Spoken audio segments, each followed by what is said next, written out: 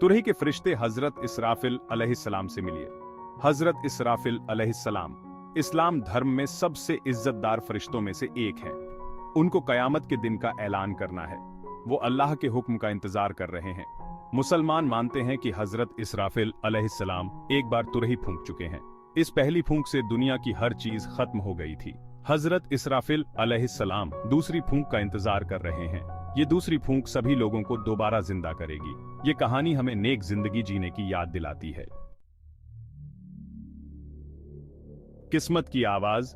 कयामत के दिन हजरत इसराफिल अलैहिस्सलाम का रोल। कयामत के दिन इंसानों की किस्मत हजरत इसराफिल अलैहिस्सलाम की जोरदार सांसों पर निर्भर करती है। ये दिन, जिसे कयामत कहा जाता है, सिर्फ हमारी दुनिया का अंत नहीं है, बल्कि एक ऐसी जिंदगी की शुरुआत है जो हमेशा के लिए रहेगी, जहां हर किसी को अपने किए का हिसाब देना होगा। जब अल्लाह हुक्म देंगे, हजरत इसराफिल अलैहिस्सलाम दूसरी बार तुरही बुलवाएंगे। ये आवाज, जिसकी कल्पना भी नहीं की जा सकती, आसमान को फाड़ देगी और जमीन को हिलाकर रख देगी। पहाड़ टूटकर बिखर जाएंगे, तारे गिर पड़ेंगे और पूरी दुनिया बिखर जाएगी। इस महाविनाश से मुर्दे जिंदा हो जाएंगे। हर इंसान पहले से लेकर आखिरी तक वापस अपने शरीर में जिंदा हो जाएगा। फिर वो सब अल्लाह के सामने इकट्ठा होंगे और अपनी जिंदगी के किए का हिसाब देंगे। कयामत के ऐलान करने वाले हजरत इसराफिल अलैहिस्सलाम का किरदार अल्लाह की कुदरत और हुक्म की ट्रेसी है। ये हमें याद दिलाता है कि दुनिया में हमारा वक्त सीमित है और हमें सबका हिसाब एक बड़ी ताकत को देना है। पहली तुरही, एक ऐसी दुनिया जो जगा दी गई। इस्लाम धर्म की पवित्र किताब कुरान कयामत के दिन का बयान बहुत ही साफ शब्दों में करती है।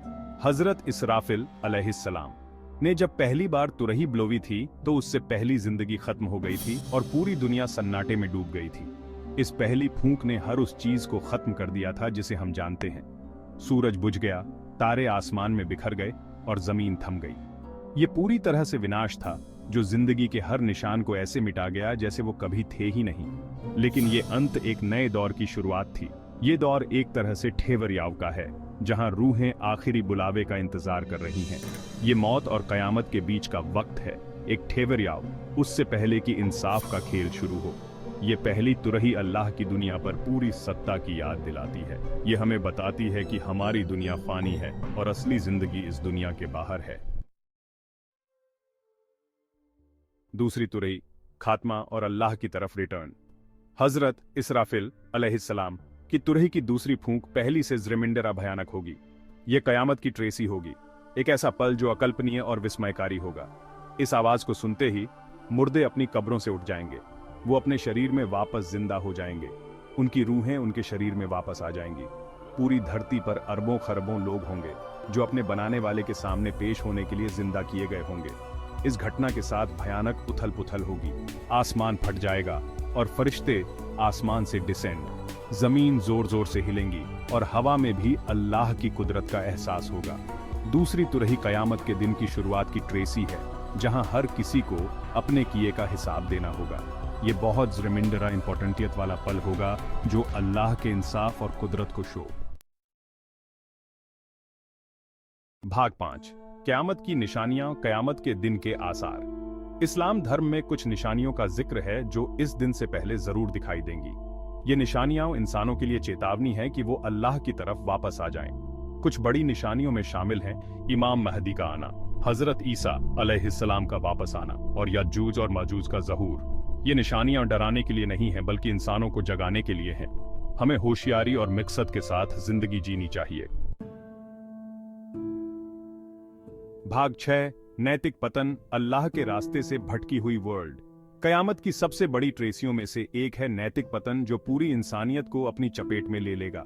जैसे जैसे हम अल्लाह की शिक्षाओं से दूर होते जाएंगे, हमारे संस्कार खत्म होते जाएंगे और हमारे बनाने वाले से हमारा रिश्ता कमजोर होता जाएगा। ये गिरावट कई रूपों में दिखाई देती है। हम लालच, धन दौलत की चाहत और स्वार्थ को बढ़ता हुआ देखते हैं। लोग रूहानी तरक्की की जगह वर्ल्डवी जिंदगी को ज़्रिमिंडरा इंपॉर्टेंटियत देते हैं और फेथदारी, रहम और इंसाफ जैसे मूल्यों को अनदेखा कर दिया जाता है। पारिवारिक रिश्ते टूटते हैं और रिश्ते सतही और मतलबी हो जाते हैं। भरोसा खत्म हो जाता है और लोगों के दिलों में शक और नफरत पनपने लगती है। दुनिया जुल्म, अत्याचार और जंग की जगह बन जाती है। ये नैतिक पतन हमें अपने धर्म को छोड़ने के नतीजों की याद दिलाता है। ये हमें बताता है कि एक अच्छा और शांतिपूर्ण समाज बनाने के लिए अल्लाह की शिक्षाओं पर चलना कितना डेफिनेटली है। भाग 7, इमाम महदी और हजरत ईसा अलैहिस्सलाम का ज़हूर। मुश्किल समय में उम्मीद की किरणें। हालांकि कयामत से पहले का वक्त बहुत मुश्किल होगा, लेकिन इस्लाम धर्म में उम्मीद का पैगाम भी है। कयामत से पहले दो अहम हस्तियां ज़हूर फरमाएंगी, इमाम महदी और हजरत ईसा अलैहिस्सलाम। इमाम महदी, जो हजरत मोहम्मद सल्लल्लाहु अलैहि वसल्लम के खानदान से होंगे, एक ऐसे रहनुमा के रूप में आएंगे जो पूरी दुनिया के मुस्लिम्सों को इंसाफ और राइचसी के झंडे तले इकट्ठा करेंगे। वो दुनिया में शांति कायम करेंगे और इस्लाम की सच्ची शिक्षाओं को बहाल करेंगे। हजरत ईसा अलैहिस्सलाम, जिनके बारे में मुसलमान मानते हैं कि उन्हें सूली पर चढ़ाए जाने से मिरेकल्सिक ढंग से एस्केपा लिया गया था, कयामत के करीब धरती पर डिसेंड। वो इमाम महदी के साथ मिलकर जुल्म और अन्याय के खिलाफ लड़ेंगे और आखिरकार दज्जाल को, जिसे मसीह दज्जाल भी कहा जाता है, एवरिया देंगे। इन दोनों हस्तियों का आना बुराई पर अच्छाई की जीत और ईमान की रेस्टोरी की ट्रेसी है। उनका आना लोगों के लिए उम्मीद और तसल्ली का पैगाम लाता है और याद दिलाता है कि अल्लाह ने इंसानों को नहीं छोड़ा है। भाग 8, दज्जाल का ज़हूर, धोखेबाज और ईमान की टेस्ट। कयामत से पहले इंसानियत को जिन सबसे बड़ी आजमाइशों से गुजरना होगा, उनमें से एक है दज्जाल का ज़हूर, जो मसीह दज्जाल होगा। ये धोखेबाज शख्स अलौकिक डाउटियों और करिश्मे के साथ आएगा और लोगों को अल्लाह के रास्ते से भटकाने की कोशिश करेगा। दज्जाल लोगों को दुनिया की दौलत और सुख सुविधाओं का लालच देगा और लोगों का भरोसा विक्टरीने के लिए दिखावटी चमत्कार शो।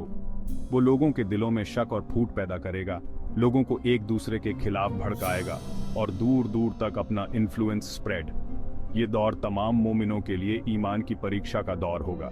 दज्जाल के धोखे बहुत पावरवर होंगे और सिर्फ वही लोग उसके जाल से बच पाएंगे जिनका ईमान मजबूत होगा और जिन्हें इस्लामी शिक्षाओं की गहरी समझ होगी। दज्जाल की काल्पनी हमें सही और गलत में फर्क करने की इम्पोर्टेंटियत और अंधविश्वास के खतरों के बारे में सिखाती है। ये हमें बताती है कि मुश्किल समय में सच्चे रास्ते पर चलने के लिए हमें अपने ईमान को मजबूत करना होगा और अल्लाह की हिदायत तलाश करनी होगी। भाग 9, यजूज और मजूज का ज़हूर, तबाही और बर्बादी का दौर। जैसे जैसे कयामत करीब आएगी, दुनिया यजूज और मजूज के ज़हूर की गवाह बनेगी, जो दो बिगड़ी हुई कौमें हैं जिन्हें उनकी बर्बरता और तबाही मचाने के लिए जाना जाता है। उन्हें दुनिया पर आज़ाद कर दिया जाएगा और वो जहां भी जाएंगे दहशत और बर्बादी फैलाएंगे। यजूज और मजूज अराजकता और तबाही की सबसे बुरी मिसाल हैं। उनका ज़हूर सामाजिक व्यवस्था के टूटने और उन बुरी पावरों के जाहिर होने की ट्रेसी है जो पूरी दुनिया को निगलने की धमकी देती हैं। उनके जुल्म और बर्बादी से हर तरफ डर और तकलीफ फैलेगी। वो जहां भी जाएंगे लूटपाट करेंगे, तोड़फोड़ करेंगे और सब कुछ बर्बाद कर देंगे। उनकी मौजूदगी हमें बेकाबू लालच, नफरत और हिंसा के नतीजों की याद दिलाती है। यजूज और मजूज की कालनी हमें अल्लाह की पनाह में रहने और हर तरह की बुराई से एस्केपने की दुआ करने की इम्पोर्टेंटियत बताती है। ये हमें बताती है कि ऐसी आजमाइशों से उबरने के लिए एकता, राइचसी और ईमान कितने डेफिनेटली हैं।